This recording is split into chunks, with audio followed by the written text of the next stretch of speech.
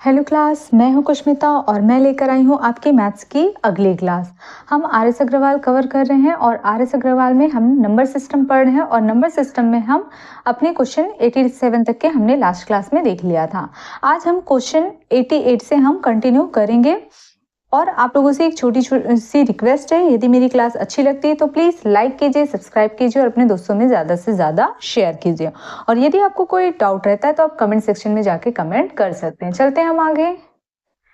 तो question number 88 क्या बोलता है भाग की एक क्रिया में भागफल 403 भाजक 100 तथा शेषफल 58 है, भाज्य कितना है? ये पूछ रहा है भाज्य कितना है। ठीक है, चलते हैं। मैंने आपको एक फॉर्मूला बताया था, जिसमें मैंने यहाँ पे क्या लिखा था? भाज्य।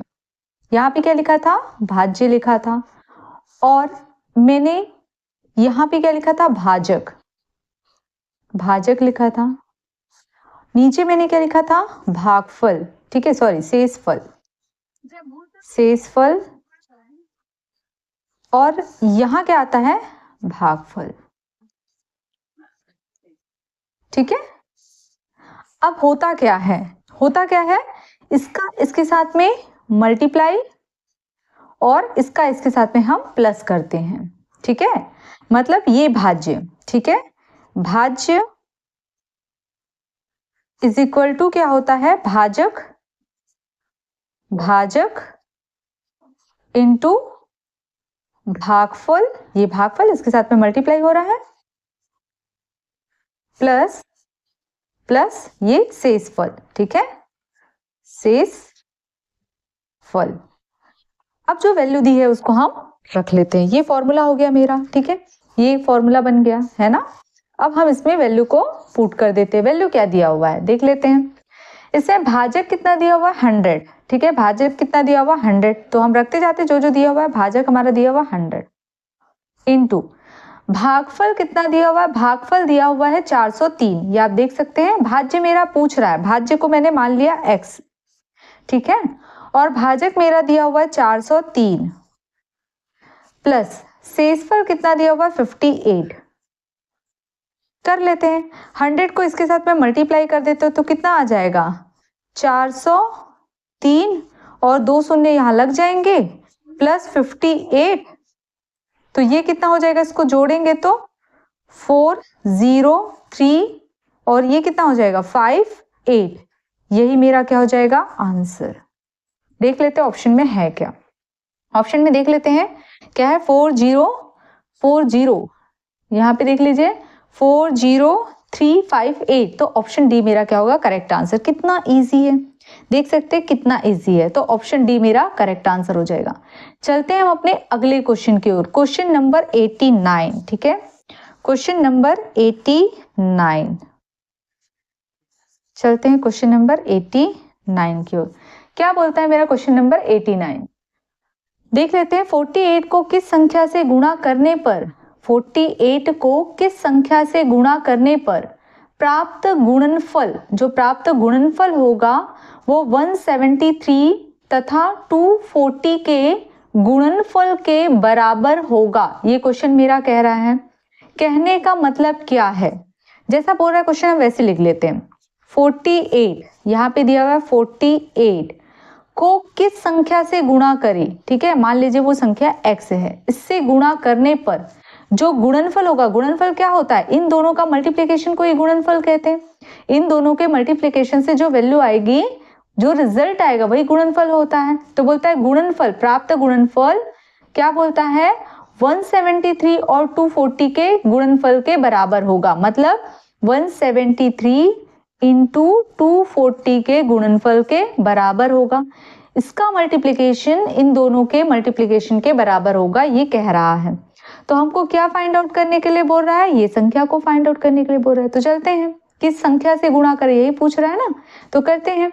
तो 24 एकम 24 और ये शून्य, 24 दूनी 48, 2 एकम 2, 2 पंचे 10।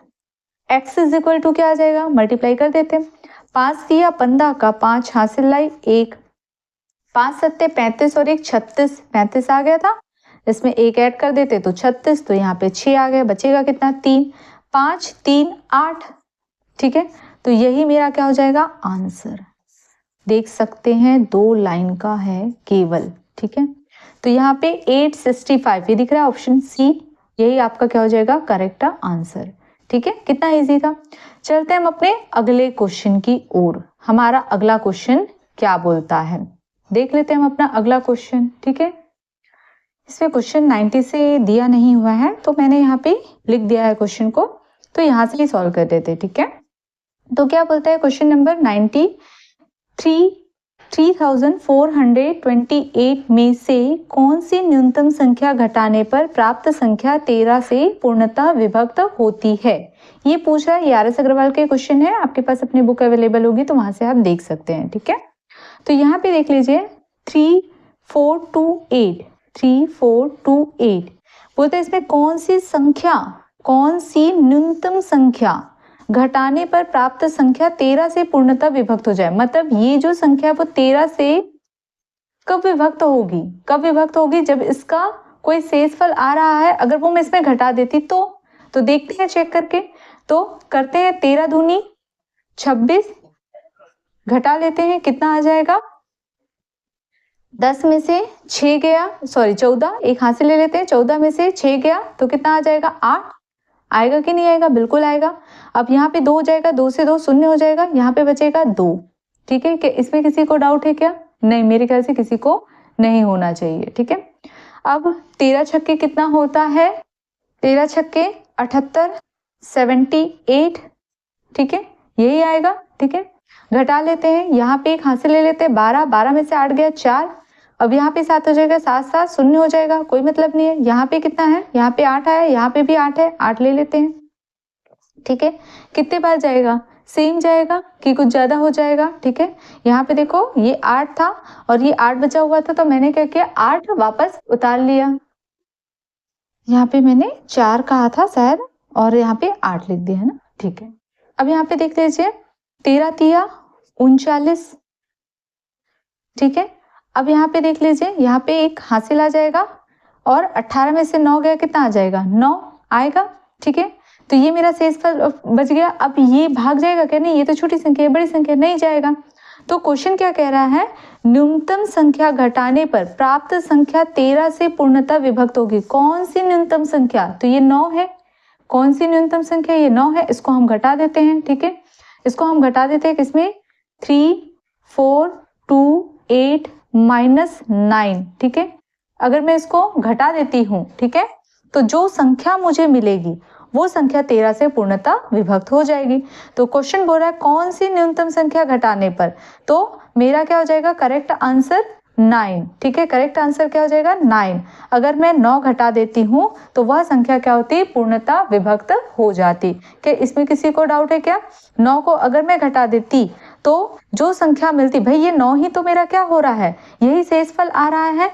अगर ये 9 होता नहीं, अगर इसमें 9 कम होता तो वो संख्या पूरा पूरा विभाजित हो जाता, ठीक है। तो वो आंसर क्या आ जाएगा आपका 9। चलते हैं हम आगे, चलते हैं। मैं यहाँ पे क्वेश्चन लिख दी हूँ, अभी जो आगे का क्वेश्चन था वो ऐप में अवेलेबल नहीं था, तो मैंने यहाँ पे क्वेश्चन लिख दिया। ये RS अग्रवाल के क्वेश्चन है, क्वेश्चन नंबर मैंने डाल दिए हैं, ठीक है।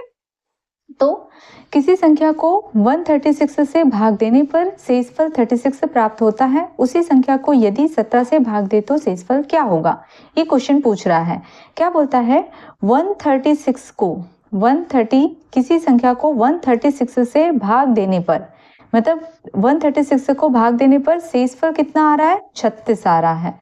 तो बोलता है प्राप्त होता है उसी संख्या को यदि 17 से भाग दें, ठीक है। जो भाग देना है उसको मैंने एक साइड लिख दिया है, जो भाग देना है उसको एक साइड लिख दिया है, जो शेषफल है उसको एक साइड, ठीक है। तो यहाँ पे देखो 136 से भाग देने पर, ये भाग वाला था, भाग वाला मैंने एक साइड लिख दिया और ये शेष वाला, ठीक है।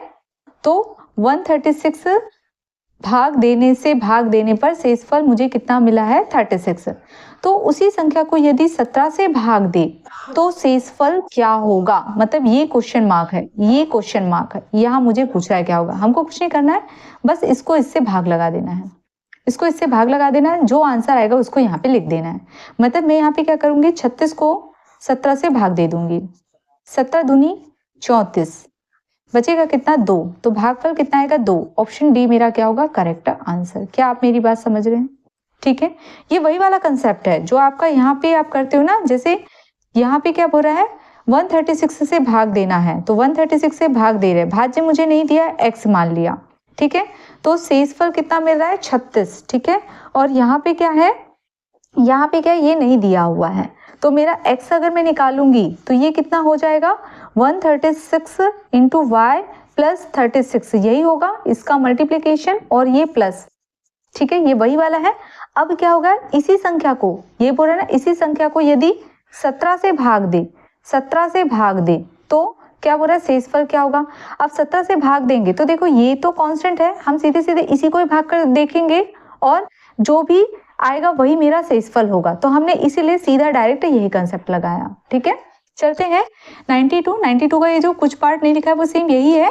किसी संख्या को, अब 136 की जगह क्या दिया हुआ 156, किसी संख्या को 156 से भाग देने पर शेषफल, अब शेषफल कितना प्राप्त हो रहा है 29, ठीक है, शेषफल 29 प्राप्त मतलब बचते हैं, ठीक है, या प्राप्त होता है, तो उसी संख्या को यदि 13 से भाग दे तो शेषफल क्या बचेगा। सेम क्वेश्चन है, बस इस बार डेटा अलग कर दिया गया है, तो चलो देख लेते हैं। तो यहाँ पे अब क्या देना है मुझे, भाग क्या मेरा है 156, भाग में दे रही हूँ 156, तो मुझे यहाँ एक साइड शेष लिख लेते हैं, एक साइड भाग। 156 से भाग देने पर, इतने से भाग देने पर, ठीक है, कितना शेष बच रहा है 29, तो कहता है 13 से भाग देंगे तो क्या शेष बचेगा, तो यहाँ पे सीधा यही भाग लगाएंगे। देख लीजिए ये तो कांस्टेंट है, सीधा मुझे इसी से भाग लगाना है, तो मैंने डायरेक्ट यही कर दिया और यहाँ पे जो आएगा वही मेरा आंसर होगा। तो कर लेते हैं 29 को 13 से भाग लगा देते हैं, 13 दूनी 26, 13 दूनी 26, बचेगा कितना 3, तो यही मेरा 3 आ जाएगा शेष, मतलब ऑप्शन सी मेरा करेक्ट आंसर, ठीक है। चलते हैं क्वेश्चन नंबर 93 देख लेते हैं। 93 के लिए यहाँ स्पेस नहीं छूटता है, तो 93 को यहाँ देख लेते हैं और 94 को यहाँ देख लेते हैं, ठीक है। किसी संख्या को 195 से विभक्त करने पर 47 शेष बचता है, यदि उसी संख्या को 19 से 15 से, ठीक है, यहाँ पे कुछ गड़बड़ हो गया है, यहाँ पे 15 है, ठीक है, 15 से विभक्त करे तो शेष क्या होगा, ये क्वेश्चन पूछ रहा है, ठीक है, शेष क्या होगा, मैंने यहाँ का यहाँ लिख दिया है, ठीक है। तो चलते हैं, सेम क्वेश्चन है, अब क्या बोल रहा है 195 है, अभी भाग क्या लगाना है 195 है ना, ये इसका सॉल्यूशन है, ठीक है। 195 से विभक्त करने पर शेष क्या बच रहा है मेरा, यहाँ पे शेष बच रहा है 47, तो कहता है यदि उसी संख्या को 15 से भाग दे, 15 से भाग दे तो बोलता है क्या शेष बचेगा, तो भाग दे दीजिए, जो आएगा वही आंसर, ठीक है। तो 47 को मैं 15 से भाग दे देती हूँ, 15 तिया 45, बचेगा कितना 2, तो 2 ही मेरा क्या आएगा, बोलता है विभक्त करे तो शेष क्या बचेगा 2, मतलब ऑप्शन सी मेरा करेक्ट आंसर, ठीक है। चलते हैं हम 94 का सॉल्यूशन यहाँ देख लेते हैं। बोलता है 4000 में से छोटी सी छोटी संख्या क्या घटाई जाए, ठीक है, छोटी सी छोटी संख्या क्या घटाई जाए कि शेष बची संख्या 19 से पूर्णतः विभक्त हो जाए। यहाँ पे क्या घटाई जाए कि शेष बची संख्या जो है वो 19 से पूर्णतः विभक्त हो जाए। तो सेम हमने अभी जो इससे पहले क्वेश्चन देखा था, ठीक है, 90, ये उसी प्रकार का क्वेश्चन है, जैसा हमने 90 देखा था सेम उसी प्रकार का संख्या है। तो 4000 है, 4000 लिख लेते हैं, 4000। अब बोलता है इसमें क्या मैं ऐसा घटाऊं कि जो बचा संख्या वो 19 से पूरा भाग चले जाए, तो 19 से ही भाग लगा के देखते हैं, 19 से भाग लगा के देखते हैं तो हमें पता चल जाएगा जो शेष आएगा वो शेष नहीं आना था, तभी वो पूरा विभाजित हो जाता, तो 19 से कर लेते हैं, ठीक है। 19 दूनी कितना हो जाएगा 38, होगा कि नहीं होगा, बचेगा 2 और 0, ठीक है, 19 से कम 19, बचेगा कितना 1 और 0, ठीक है। अगर मैं इस 10 को मैं घटा देती, अगर मैं इस 10 को इसमें घटा देती, मतलब 4000 में यदि मैं 10 को घटा देती तो जो संख्या आती वो 19 से पूरा विभाजित होती कि नहीं होती, तभी तो ये शेष बचा है, ये नहीं आना था, ठीक है। तो बोलता है क्या घटाई जाए कि शेष बची संख्या 19 से पूरा विभक्त हो जाए, तो भाई 10 को घटा दीजिए। ऑप्शन नंबर डी मेरा करेक्ट आंसर हो जाएगा। क्या आपको ये समझ में आया? इसमें कोई डाउट है क्या? ठीक है, चलते हैं हम अपने अगले क्वेश्चन की ओर। आगे क्वेश्चन नंबर देखते हैं 95। क्या बोलता है? 6 अंकों की वह छोटी सी छोटी संख्या कौन सी है जो क्या है 111 से पूर्णतः विभक्त हो। देखो, अगर बोलता है 2 अंकों की छोटी संख्या तो कितना होता है 1 और 0, मतलब 2 अंक तो दूसरा अंक जो दहाई का अंक होगा वो 1 होगा और उसके बाद 0 होगा।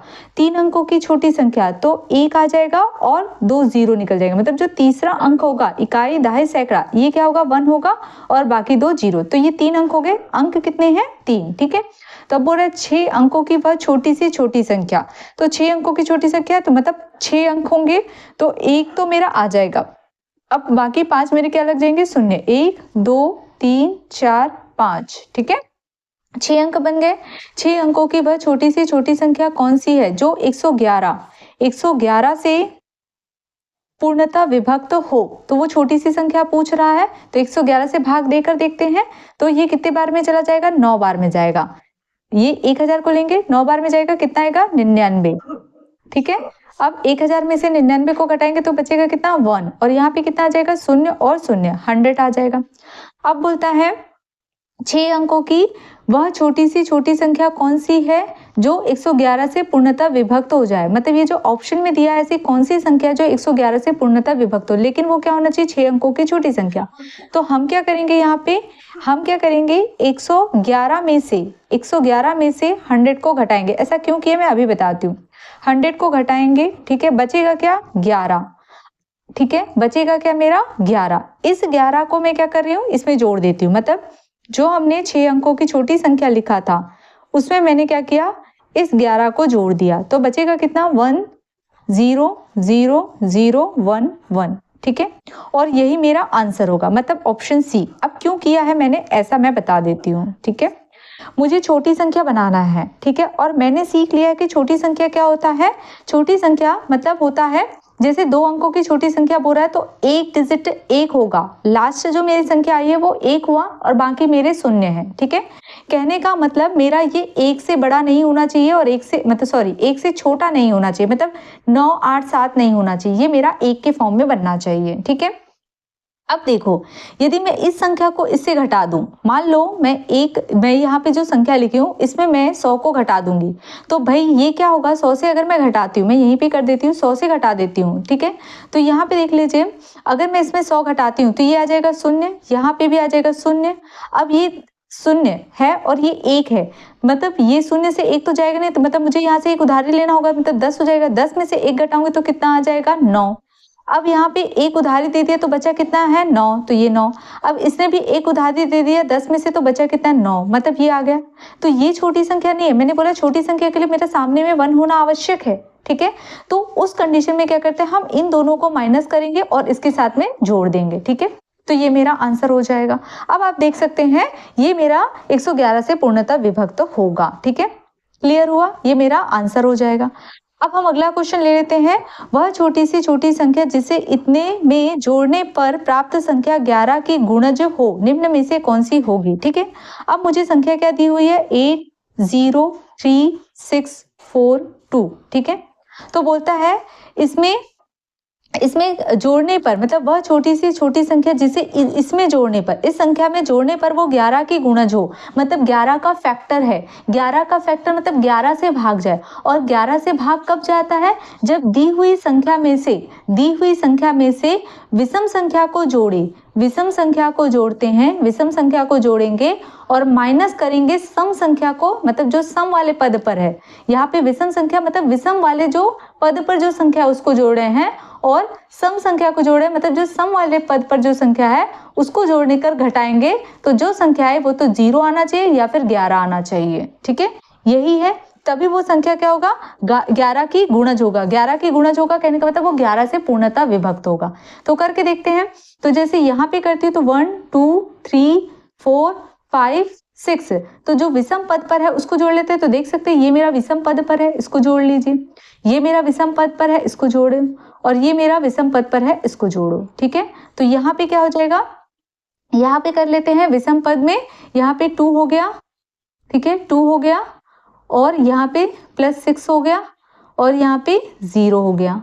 ठीक है, माइनस सम वाले पद में कर लेते हैं। यहाँ पे कितना हो गया, 4 हो गया, +3 हो गया और +6 हो गया, 8 हो गया। इनको जोड़ देते हैं। ठीक है, तो यहाँ पे देख लीजिए, ये हो गया 8 4 12, 12 3 कितना हो गया, 15।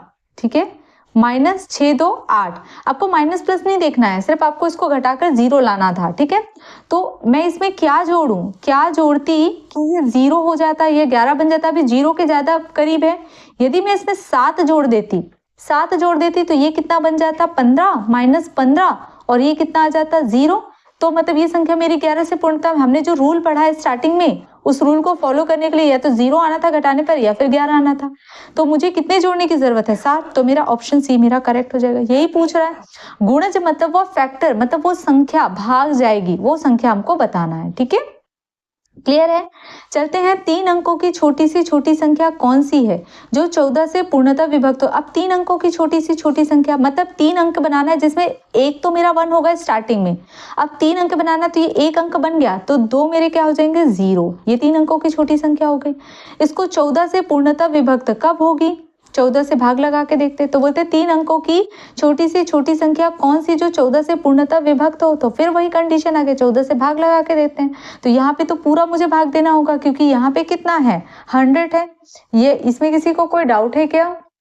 ठीक है, किसी को मेरे ख्याल से डाउट नहीं होना चाहिए। तो ये 7 बार में जाएगा। ठीक है, 14 सत्ते 98, बचेगा कितना, 2, बचेगा 2। ठीक है, अब मैंने क्या बोला कि अगर मैं, अब यहाँ पे देख लो, 3 अंकों की छोटी से छोटी संख्या कौन सी जो 14 से पूर्णतः विभक्त हो। ये 2 एक्स्ट्रा आ गया है, लेकिन अगर मैं इस 2 को 100 से 2 को अगर मैं घटा देती हूँ तो फिर ये 9 में चला जाएगा, जो मुझे नहीं चाहिए, मुझे 1 के फॉर्म में चाहिए। तो मैं क्या करूँगी, इसको घटाऊंगी। ठीक है, अब मैं क्या कर रही हूँ, 14 में से 2 को घटा दिया, 12 आया। अब जो संख्या है वो मैं पहले वाले में जोड़ देती हूँ, मतलब +100, तो कितना आ जाएगा, 112। यही मेरा क्या हो जाएगा, आंसर। देख सकते हैं कितना इजी है, मतलब ऑप्शन ए मेरा करेक्ट आंसर होगा। ठीक है, चलते हैं, बोलते हैं 5 अंकों की बड़ी से बड़ी संख्या ज्ञात करो जो इतने से पूर्णतः विभक्त हो। हमने छोटी संख्या तो देख लिया, अब बड़ी संख्या के लिए क्या होगा। अगर 1 अंक की बड़ी संख्या बोलेगा तो 9, 2 अंकों की बड़ी संख्या बोलेगा तो 2 बार 9, 3 अंकों की बड़ी संख्या बोलेगा तो 3 बार 9। अब 5 अंकों की बड़ी से बड़ी संख्या बोल रहा है तो ये हो गया 5 बार 9, 1 2 3 4 5। ठीक है, जो किससे पूर्णतः विभक्त हो बोल रहा है, 463 करके देखते हैं। 4 दूनी 8 होता है, तो भाग लगा के देखते हैं, शायद 2 बार में चला जाए। ठीक है, 4 दूनी 8 होता है, तो 2 तिया 6 हो गया, 2 छक्के 12 का 2 हासिल लाए 1, 2 चौक 8 और 1 9। ठीक है, ये जा रहा है, क्लियर है। घटा लेते हैं, यहाँ पे कितना आ जाएगा, 9 में से 6 गया 3, 9 में से 2 गया 7 और ये कितना हो जाएगा, 0, बचेगा कितना, 9। 2 बार में तो इतना आया, तो ऑब्वियसली 1 बार जाएगा, कितना आ जाएगा, 4 6 3। घटा लेते हैं, कितना आ जाएगा, 6 में से 3 गया, कितना आ जाएगा, सॉरी 9 में से 3 गया 6 आ जाएगा। ये तो जाएगा नहीं, एक हासिल ले लेते हैं, 6 6 12, तो यहाँ पे कितना आ जाएगा, 7। ठीक है, 6 6 12 13।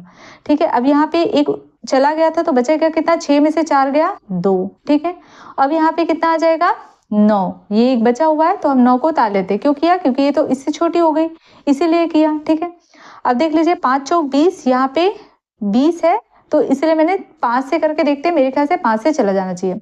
5 से 15 का 5 हासिल लाई 1, 5 छक्के 30 और 1 31 का 1, बचा कितना, 3। 5 चौक 20 3 23। ठीक है, घटा लेते हैं, कितना आ जाएगा यहाँ पे, 4 और 6 में से 1 गया, कितना आ जाएगा यहाँ पे, 5। ठीक है, और 7 में से 3 गया 4, ये तो हो जाएगा 0। ठीक है, मतलब मुझे क्या संख्या मिल गई है, 4 5 4। अब ये 4 5 4 तो इससे छोटी है, तो ये भाग जाएगा क्या, नहीं जाएगा। ठीक है, ये भाग नहीं जाएगा। तो बोलता है 5 अंकों की बड़ी से बड़ी संख्या ज्ञात करें जो इतने से पूर्णतः विभक्त हो जाए। तो अब हम क्या करेंगे, ये मेरी आखिरी वैल्यू आ गई है। अब मैं क्या कर रही हूँ, इस संख्या को मैं, जो मेरी संख्या थी उससे मैं माइनस कर रही हूँ। ऐसा क्यों कर रही हूँ मैं बताऊंगी। ठीक है, तो यहाँ पे माइनस कर देते हैं। यहाँ पे देख लीजिए 9 में से 4 गया, कितना आ जाएगा, 5 आ जाएगा। आएगा कि नहीं आएगा, 9 में से 5 गया 4, 9 में से 4 गया 5 और ये 9 ऐसे ही आ जाएगा। तो यही मेरा आंसर होगा।